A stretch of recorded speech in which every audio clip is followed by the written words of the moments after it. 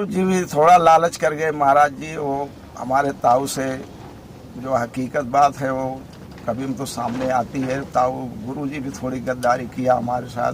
गुरु ने भी गद्दारी किया अच्छा कि वो लालच में आए गए। हमारे ताऊ से कुछ पैसा ले लिया उन्होंने, जो लिया 10-20 लाख रुपया ले लिया। अच्छा उन्होंने ऐसा कदम क्यों उठाया, मेरा नाम खटवा के उन्होंने अपने लड़का के। गुरुजी को बाद में पता चला है कि गुरुजी इतना पैसा ले गए, जी, तो मैं इसीलिए सब कुछ छोड़ दिया महाराज। दौलत सबसे ही बड़ी खराब चीज है। घर परिवार अपने लोग छोड़ देते हैं। आज आपको यहाँ यमुना जी के किनारे कुटिया बना के रहना पड़ता। अब तो हमारी जिंदगी कटने गया, जो कुछ है तो भोलेनाथ के शरणों में गुजरेगी महाराज। ना आपको पैसे की लालच है, ना जमीन की लालच है, ना कोई दौलत की लालच है, ना किसी से आज तक भी मैंने नहीं कहा कि हमको कोई 1 रुपया दे दो महाराज। कभी मांगने भी नहीं जाता हूँ। दोस्तों, प्रेम और भक्ति की नगरी वृंदावन में आकर कैसे कोई साधक बन जाता है, कैसे कोई त्यागी बन जाता है, कैसे कोई तपस्वी बन जाता है, एक ऐसा उदाहरण मैं आप सबको दिखा रहा हूँ।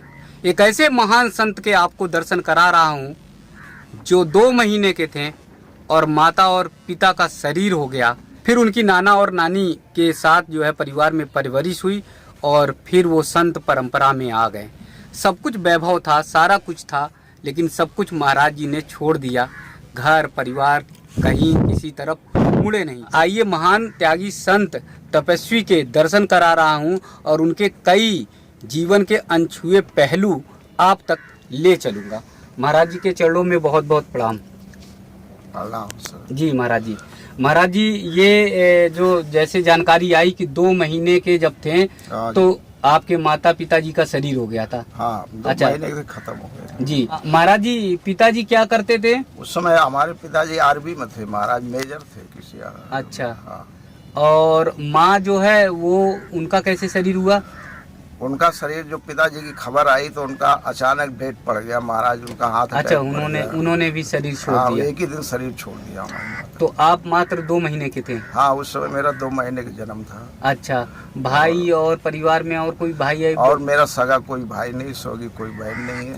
केवल आप अकेले थे? माँ बाप का पहला बच्चा अकेले था। अच्छा, तो वो 2 महीने की अवस्था में फिर आप कहाँ गए?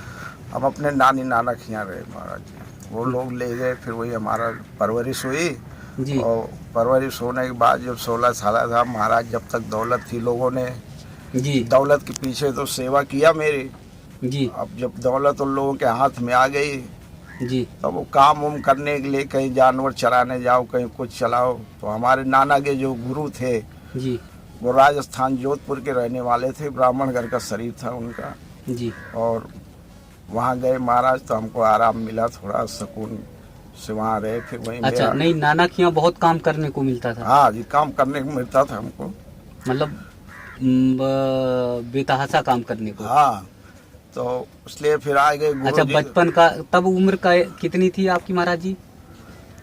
जब काम करने के लिए तो हो गए थे महाराज जी मेरे 8-9 साल की उस समय उम्र थी।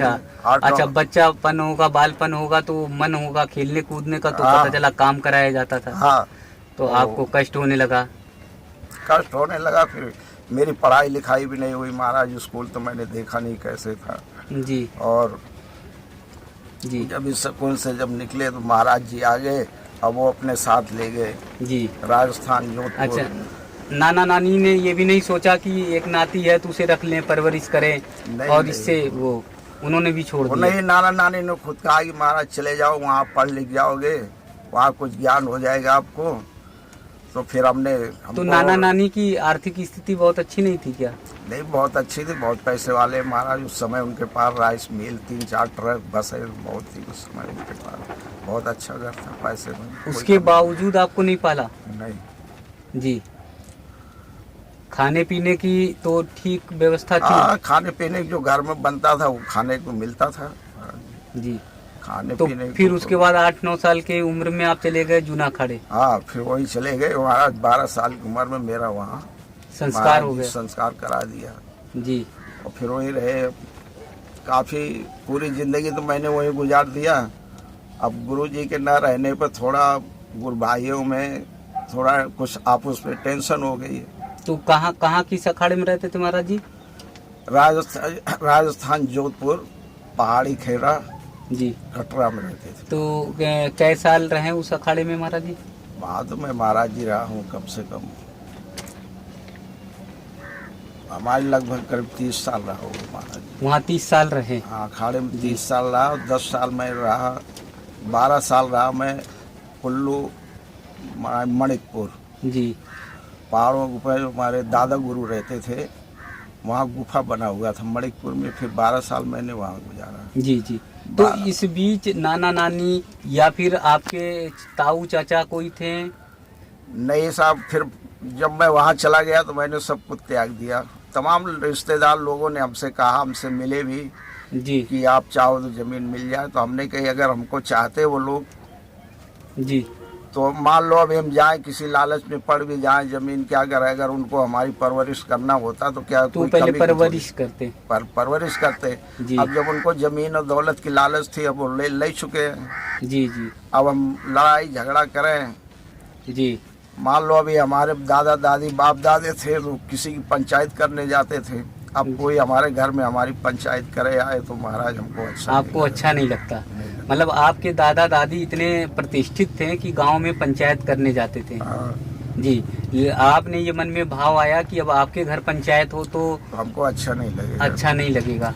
तो या हम उन पर कोई कार्रवाई करें और पुलिस पकड़ के ले जाए, मारे पीटे या कुछ भी करे तो वो जी। हमको अच्छा नहीं लगेगा। मतलब इसलिए आपके मैंने- परिवार पर अगर कोई कार्रवाई हो पुलिस की, थाने की, तो आपका मन भावुक हो जाएगा? जी हाँ, अच्छा। तो इसलिए मैंने सब कुछ त्याग दिया महाराज। फिर मुड़कर देखे नहीं? हम आज तक कभी उस गांव की तरफ देखा ही नहीं, ना नानी न नाना न दादी न कौन दादा, सा कोई गांव नहीं। महाराज जी है? हमारा तो रायबरेली लालगंज बैसवारा है, नानी नाना जा रहे हैं।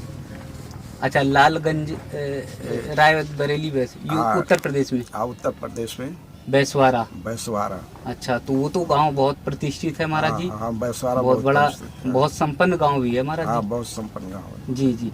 और मूल रूप से कहाँ के रहने वाले?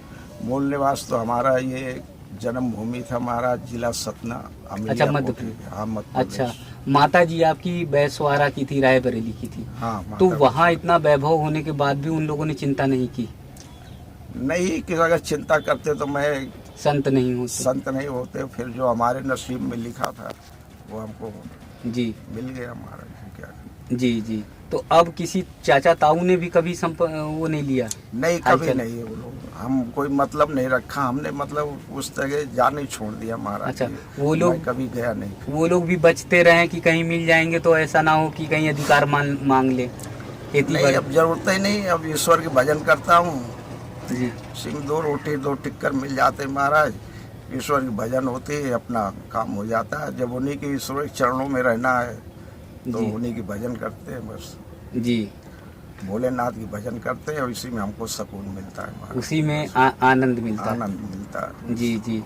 तो अखाड़े में रहते हैं महाराज जी, वहाँ पर जहाँ जोधपुर में रह रहे थे तो वहाँ भी तो आराम से रह लेते?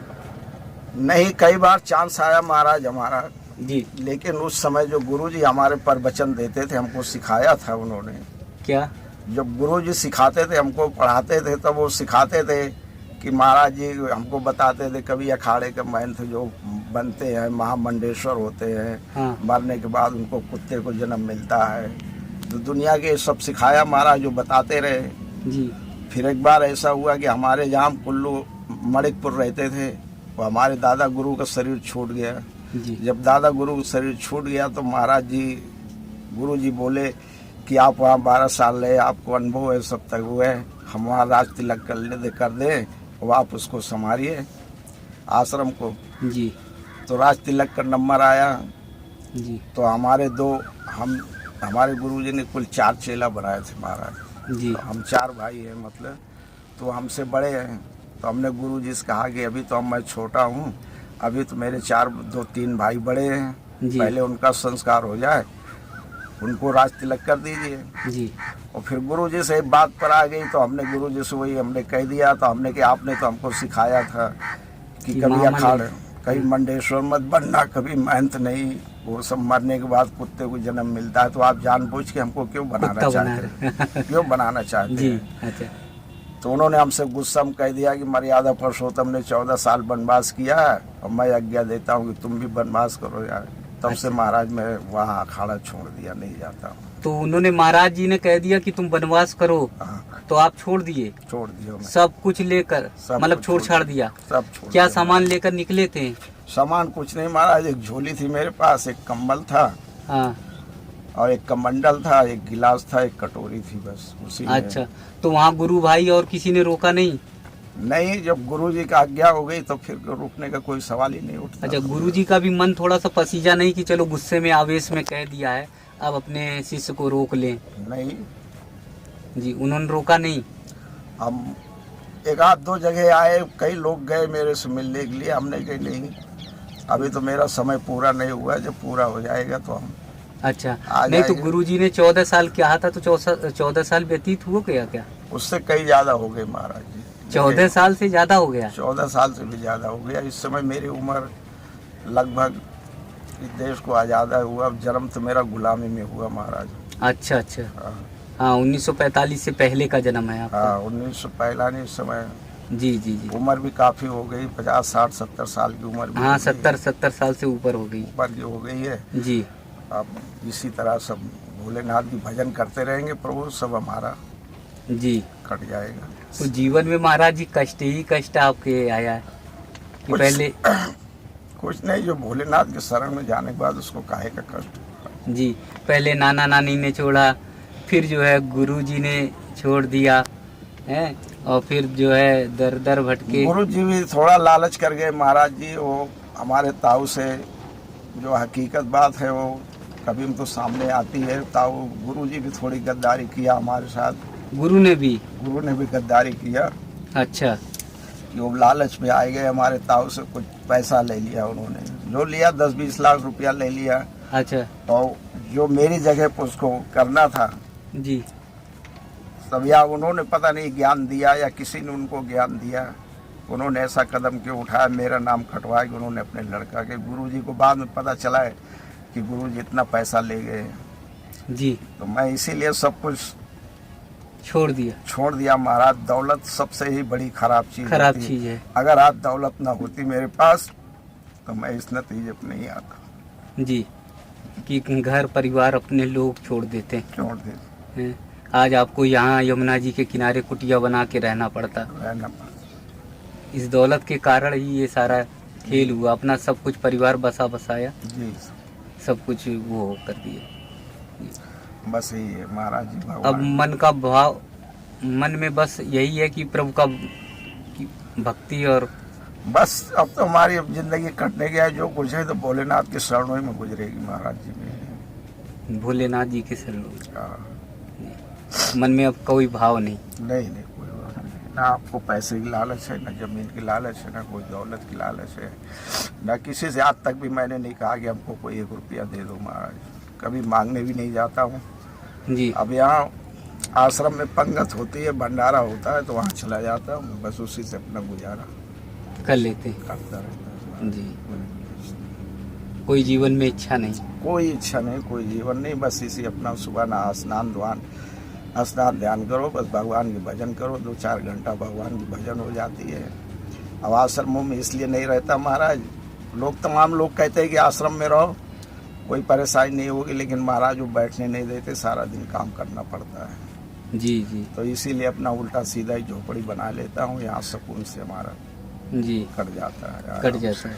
जी, तो दोस्तों कितनी दर्द भरी कहानी है कि 2 महीने की उम्र थी बस, और उसके बाद माता पिता का शरीर हुआ, और महाराज जी की ज़िंदगी की जो गाड़ी थी, दुर्दशा की गाड़ी थी, वो शुरू हो गई। नाना नानी ने नहीं अपनाया, स्वीकार नहीं किया धन दौलत होने के बावजूद, और परिवार के चाचा ताऊ ने नहीं अपनाया, और महाराज जी अखाड़े के लिए सौंप दिए गए, और अखाड़े में भी उनके साथ छल हुआ, और इसके कारण एकदम छल से टूट गए, और टूट जाने के बाद जो है गुरुजी ने वनवास दिया, तो गुरुजी की आज्ञा से निकल आए।